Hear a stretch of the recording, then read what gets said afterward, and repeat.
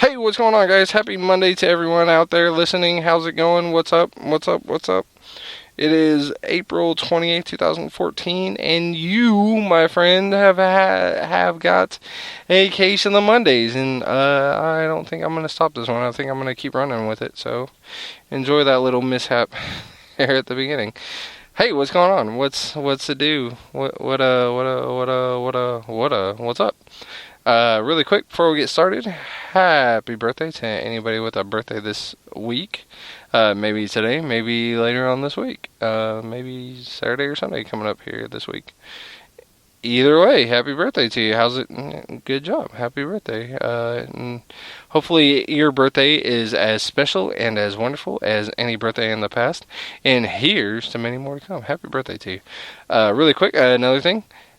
A very, very, very good luck to anyone with any type of special job interview, meeting.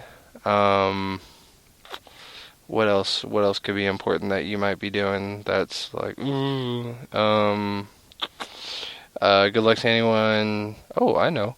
Good luck to anyone delivering a baby this week. Anyone delivering a baby this week. Hopefully, it comes out smoother than a Taco Bell breakfast turd after you eat the Taco Bell breakfast, and yeah, hopefully the baby comes out smoother than that. Yeah, it's a little analogy that I had this week. Yeah, pretty good, huh? Pretty good. I write my own stuff. Good job. Yeah, high five. Psh. A really quick congratulations to anybody who had something special happen this week. Good job. Awesome. High five to you and your family or friends too. Good job. Way to go. I see ya. Way to go. A very I don't want to say condolences, but condolences. Very big condolences, or to just anybody who had anything sad happen to him this past week. You lost your job, you lost your goldfish, you lost your phone, you lost your keys.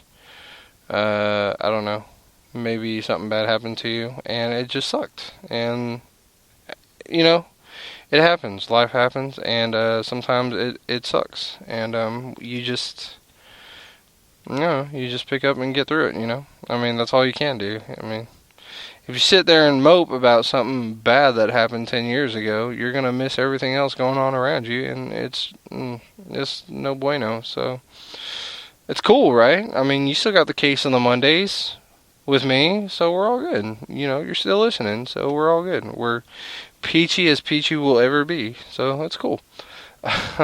Really quick, one thing I didn't get to touch on last week, and I had like 4 extra minutes on the podcast because I normally go 30 minutes, and I couldn't figure out for the life of me what I was trying to remember. That's really quick note there for you guys. That's what happens when you don't make mental notes and just get so caught up in the stories you're talking about, you completely forget what you wanted to talk about, and it just, when you get my age, which is like 32.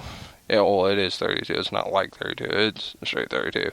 But when you get my age, you just, I don't know, your memory just goes down the draino, and yeah, you forget stuff quite a bit. So there you go, kiddos. That's what you get to look forward to. But no, I wanted to mention a CD group that's been hogging my speakers in my car, I guess you can say. The group is called Need to Breathe. This past week they were on Ellen, and David Letterman performed the same song on both shows, but they just had a new album come out this month. It's called Rivers in the Wasteland, and it's a very, very, very good CD, a very good group, actually. They consider themselves Christian-based. I didn't know Switchfoot considered themselves Christian-based, but listening to them, you wouldn't really think that. Just like Switchfoot, you just would not think that by listening to, like Switchfoot. You wouldn't think that. I never knew that. But Need to Breathe, the CD I was listening to before that was called The Reckoning. I'm telling you guys, I've listened to the thing, and it does not get old. Every day, it does not get old. And now I got this CD, the Rivers in the Wasteland CD. It does not get old. I'm telling. One song that's on the new CD that is very good, and I suggest just look it up on YouTube or something.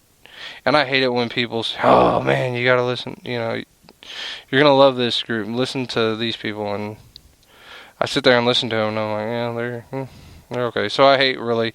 It's a small pet peeve of mine, and I hate doing it to people. But I really, really, really, really, really want to tell you guys, check this group out. They're awesome, especially if you like, I don't know, Dave Matthews Band type stuff. I don't know, that they kind of have a Dave Matthews feel to them. They're really good though. The song on one of the songs on the album is called "Difference Maker." Amazing. So it's just amazing. Anyway, okay, so let's yada 5-6 minutes already. Golly, wasting time here. All right, so I made up for that lost time last week. So let's get into this. Baseball is still going on.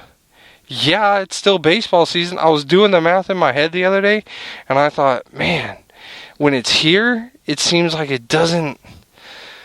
I don't know. It seems like it just flies right by. But maybe because I'm a fan. I mean, I guess that's how football fans feel or basketball fans feel. That's me as a fan, as a baseball fan. That's how I feel about the season. I feel like it just goes right by whenever it does come.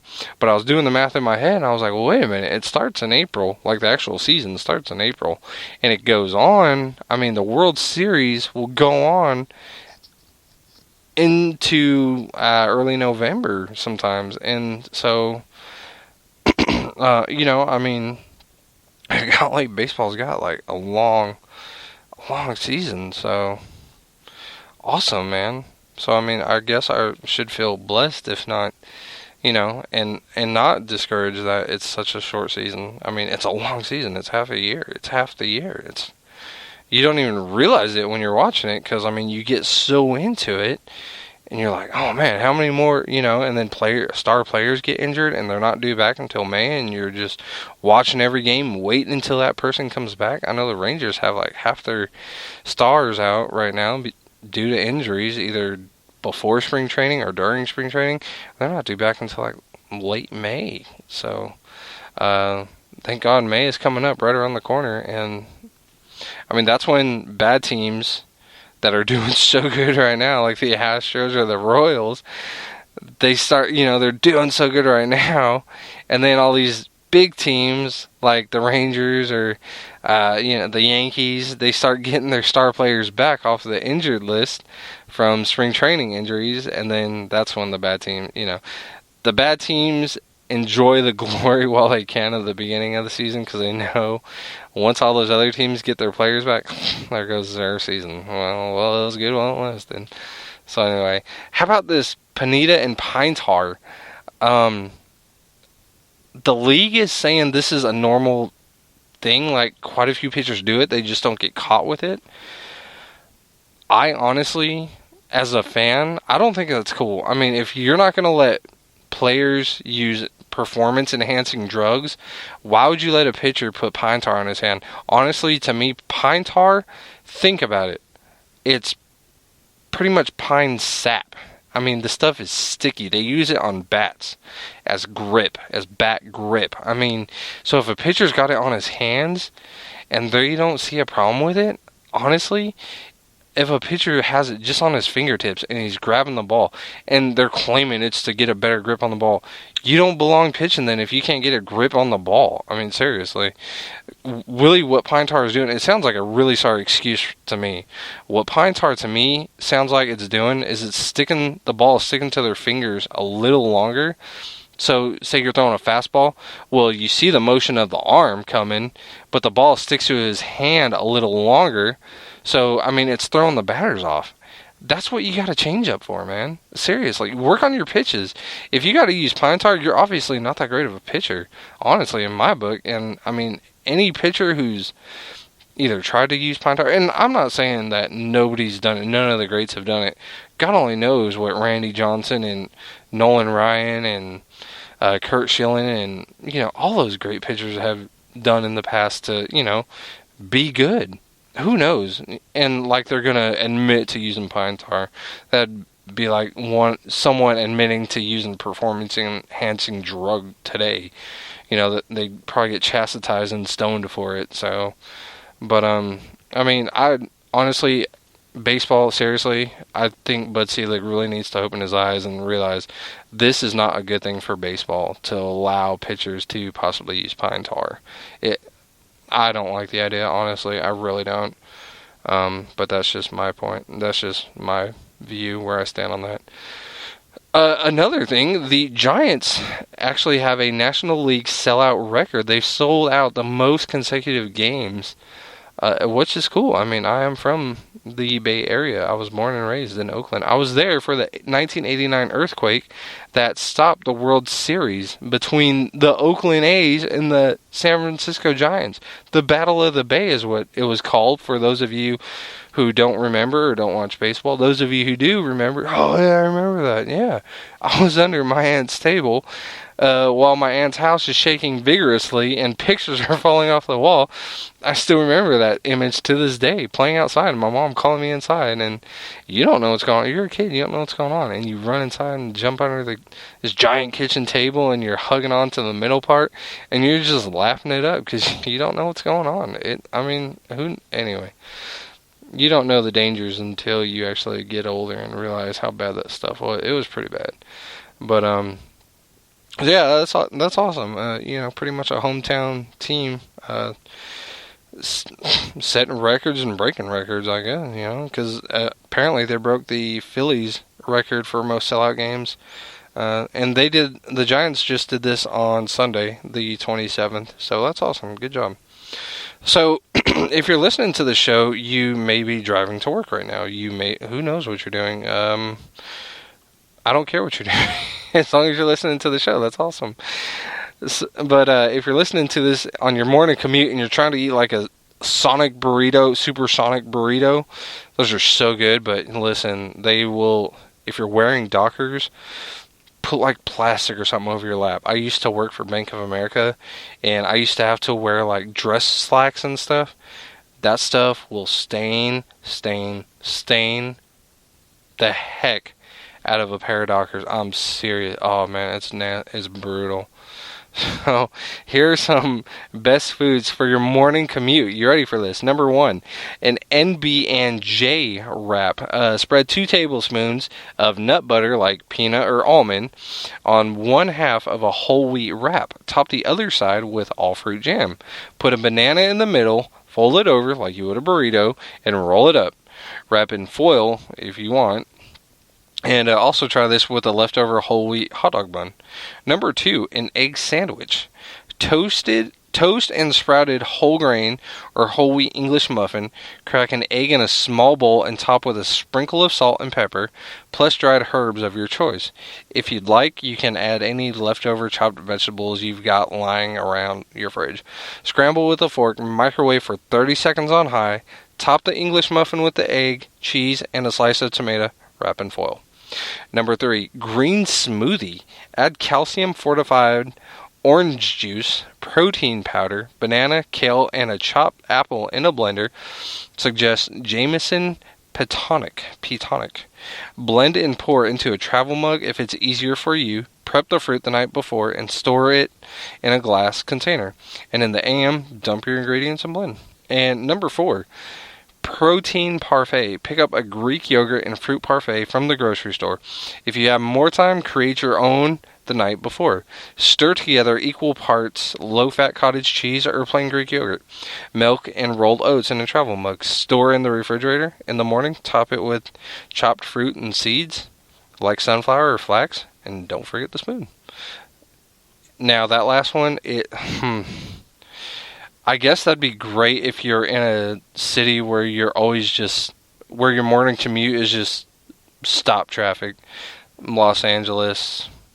I wouldn't really suggest it for Dallas. Honestly, I wouldn't. Any of you in Dallas, I really would not suggest that. Just, because it's always stop and go, and you can never be too safe. I'm just saying. So while we were talking about breakfast, how about 5 bittersweet lessons from some extra sweet cereals that I know is going to make a lot of you laugh because you're, I remember that cereal. So number 1, Cream Crunch. Here's the problem with cereal. It's not ice cream. In 1965, Kellogg's tried to sidestep this quandary by introducing Cream Crunch, a breakfast cereal filled with real bits of freeze-dried ice cream. For some reason, moms weren't swayed by the word nutritious on the box, perhaps because it was overshadowed by the cereal's mascot, an ice cream cone dressed as a soda jerk. I mean, Lucky Charms are marshmallows in the cereal. Come on. Isn't that pretty much the same thing? Freeze-dried. I mean, those marshmallows aren't soft, they're crunchy. I don't know anyone who's ever bitten into a crunchy marshmallow, unless it was frozen. Number 2, Captain Crunch's Airheads Berries. Cereal and taffy. Together at last. Quaker teamed up with Airheads Candy in 2003. I don't remember this. This is awesome. To produce fruity cereal berries in the candy's flavors. As a Quaker employee said at the time, kids who love Airheads candy and love Captain Crunch cereal are going to love this combination. Proving once again that children make terrible chefs. That is a lie. I made some pretty good stuff when I was a kid. Number 3, Captain Crunch's Ship Shake Liquid Cereal. Okay, so this sounds gross. In the late 1960s, fearing that the spoon was becoming obsolete, the Captain introduced a powdered, quote, liquid cereal drink mix. Marketers thought the chocolate malt, and butterscotch flavors would have it flying off the shelf. Instead, the idea sank to the breakfast version of Davy Jones's Locker. Number 4, Urkelos. Every wacky neighbor needs an equally wacky brand extension. In 1991, Steve Urkel, the nerd next door from Family Matters, got his own cereal. Boxes of strawberry and banana flavored loops. Somewhere Eddie Haskell, Mr. Furley, and Kimmy Gibbler are fuming. And number 5, Nerds Cereal. You can't just pour milk on Nerds candy and call it breakfast. So this mid-1980s gem was the next best thing. Just like the candy, each box featured 2 separate compartments with their own tiny tangy flavors. Parents griped that the content smelled like Kool-Aid, which makes us wonder, why doesn't Kool-Aid have a cereal? I actually remember this cereal in kindergarten and first grade. My grandmother probably still has every kind of cereal in the top of her pantry, and I still remember this cereal. This cereal was good. This cereal was awesome. This cereal would put any cereal to shame these days, and it is something they need to bring back, along with Batman's cereal, yeah, and Ghostbusters cereal, yeah, you're feeling it. You know it. You're shaking your head. Heck yeah, they need to bring that stuff back. That was cereal, man. That was cereal. That wasn't nutritious. That was cereal. That was when cereal was supposed to get you up in the air. That's why all us 80s kids were always playing outside, because we had so much sugar in us and hyped up, and then those Saturday cartoons ended, and we just wanted to run outside. We didn't want to mess with no freaking video game until Nintendo came out with whatever they came out with. Stupid Nintendo 64-bit, the best gaming system ever. Stupid Xbox with good graphics. Psh, anyway. So, if you're gonna kidnap yourself, don't do it. A mother refused to pay her son's ransom. 25-year-old Zachary Longsdon of Knox County, Tennessee. There you go. That explains it, Tennessee. There you go. I'm not saying anything about anyone from Tennessee. I'm just saying, if the shoe fits, if the boot fits, if the ransom letter fits, I don't know. Thought it was the perfect crime. He faked his own kidnapping and sent his mother a ransom note for $200. Bro, you gotta be worth more than that. Come on, $200? Jeez. Put a higher price on yourself. His mother, of course, did not pay it. You can't fool Mom. She said he's tried a similar stunt before in order to get money for drugs. Instead, Longsden's mother called 911 and reported the drop-off instructions. The Knox County Sheriff's Department met Longsden there and arrested him. Wow, some people are just geniuses, I guess. So let's go from that to 8 foods you've been eating all wrong. Yeah, geniuses. Here you go. Number 1, drowning your pancakes in syrup is inefficient. The top pancake will be completely soggy, while the middle pancakes are totally dry. The solution? Carve a hole in the middle of your stack before pouring any syrup, which will then distribute more evenly through your pancakes. Number 2, peanut butter and jelly sandwiches. If you've eaten a PB&J, you've also probably had a dollop of jelly seep out and land on your table or your clothes. That sucks when it happens to you at work. But there's a better way to construct this staple sandwich that stops messy drips. Simply fence the jelly in with peanut butter. Spread as much peanut butter as your heart desires on 2 slices of bread. Then create a taller border with peanut butter on both sides. On one slice, put the jelly in the hole that the border creates. Then complete your sandwich. Number 3, oranges. If you have a knife handy, opening oranges doesn't have to be a hassle. Cut small slices off the top and bottom of the orange. Then cut a slit in the side of the orange. The orange should unroll, leaving a nice row of slices. Number 4, pomegranates. Oh man, being from California, these things just grow out there. You don't even have to pay for them. And they're so good. So good. This fruit is, I'm telling you, eating this thing though, you will get so messy. Do not wear anything white because your mom will be so mad if you stay in that white shirt. Whoo. So this fruit is way less difficult to seed if you use a bowl of water. First, cut the fruit in half. Then submerge the fruit in cold water and pull the fruit apart, releasing the seeds with minimal mess. The unwanted membrane, which holds the seeds, will even rise to the top of the water. There you go. Number 5, pistachios. Never break a nail trying to open a sealed pistachio again. Just use another pistachio shell to separate the nut that's hard to crack. Some of you are eating pistachios right now, listening to the podcast. You're like, ho, I just figured out how to open the one that refuses to open. Yeah, awesome. Number 6, cupcakes. Think there's no way to eat a cupcake without getting frosting on your nose? Think again, genius. Get rid of that pesky wrapper, slice about half of the bottom off of the cupcake, then make a frosting sandwich out of the 2 slices. With that delicious gob of frosting safely in between 2 pieces of cake, the odds of frosting all over your face will be minimized. A fork might also solve this problem, but it's way less fun. Number 7, hard-shell tacos. Hard-shell tacos tend to fall apart, leaving too many meat and cheese casualties. But wrapping a tortilla around the taco will help. The food that would normally just fall will be caught by the protective tortilla. You can make this more binding with a layer of refried beans in between the tortilla and the taco shell. I believe Taco Bell has something like this, and I don't really remember what it's called now, though. But I've seen it before. It's not called the Crunchwrap Supreme, because that's the big circular one. I don't know what this one's called. A lot of you are listening to it, and you're like, oh, yeah. Anyway, whatever. Number 8. Bananas. Most people start peeling from the end with the longer stem, but if you peel from the bottom, it will be easier and the banana will contain fewer stringy pieces.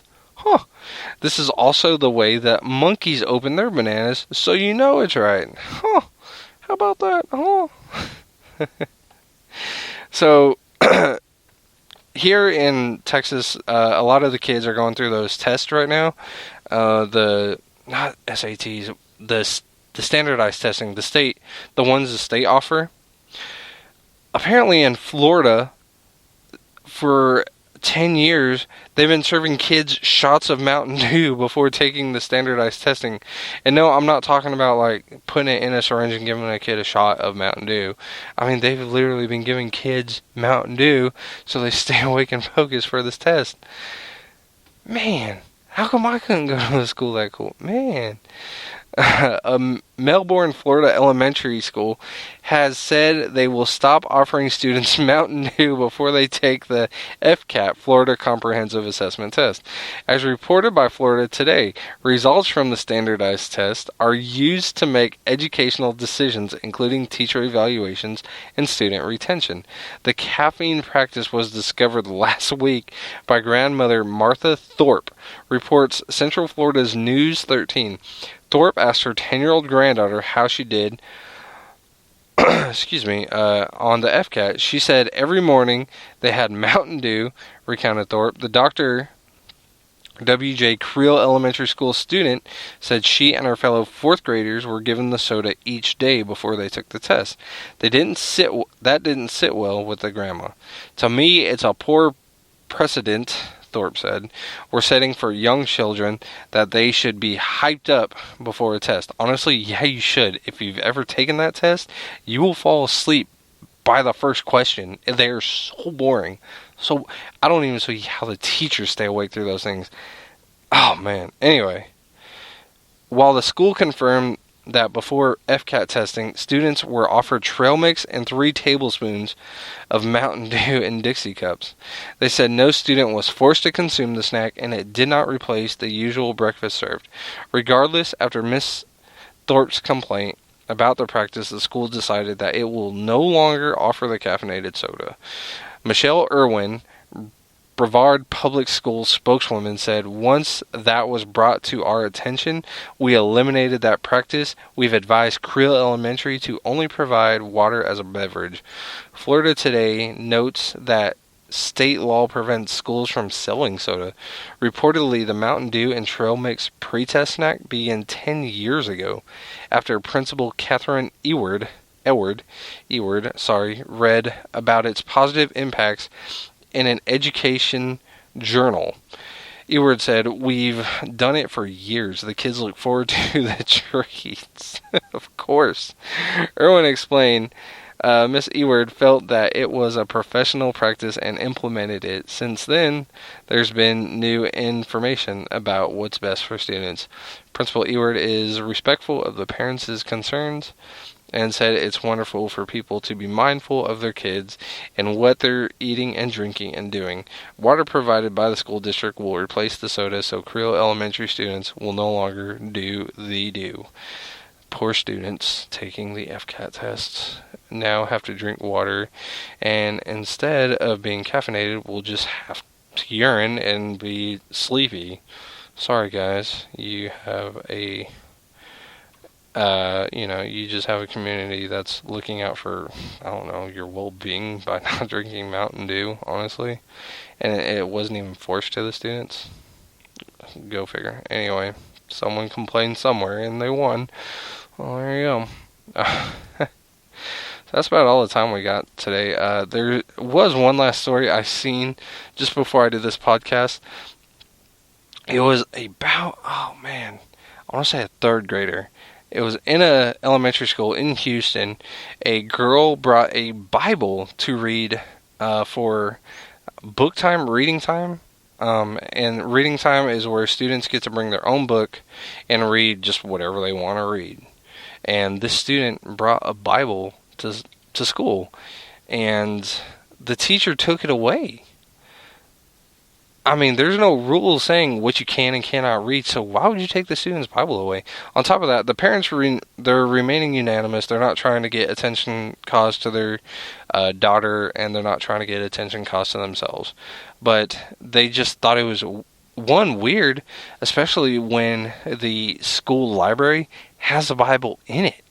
So why would this teacher take it away? I watched the news clip on it, just from the Houston News channel out there.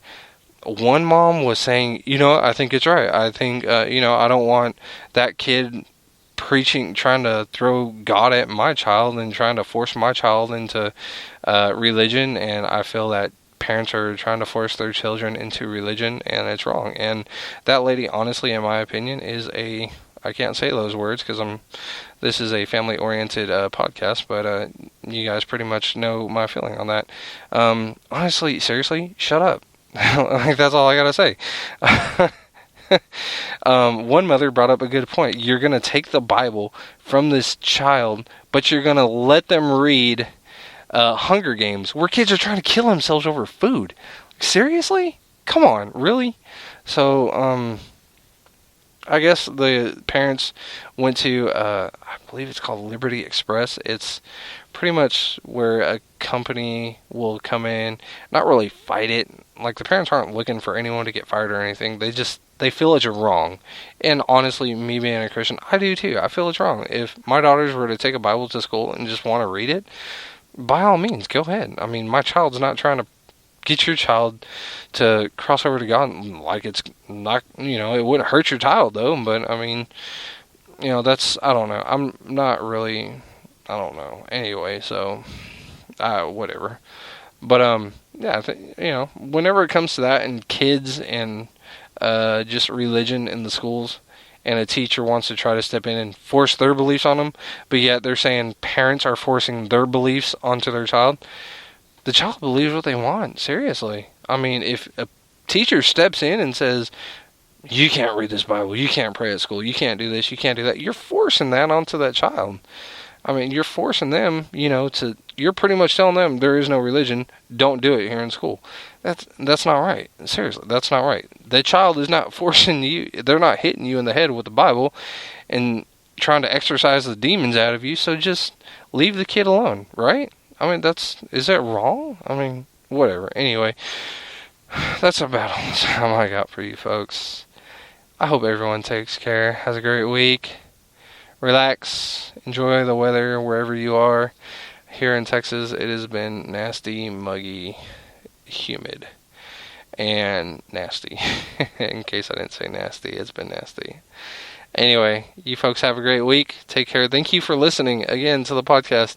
And look for more to come. And yeah, so as we close out every week, just always remember that a bad day is better than no day any day. You folks have a great week. Take care, and I'll talk to you guys next week. Bye-bye.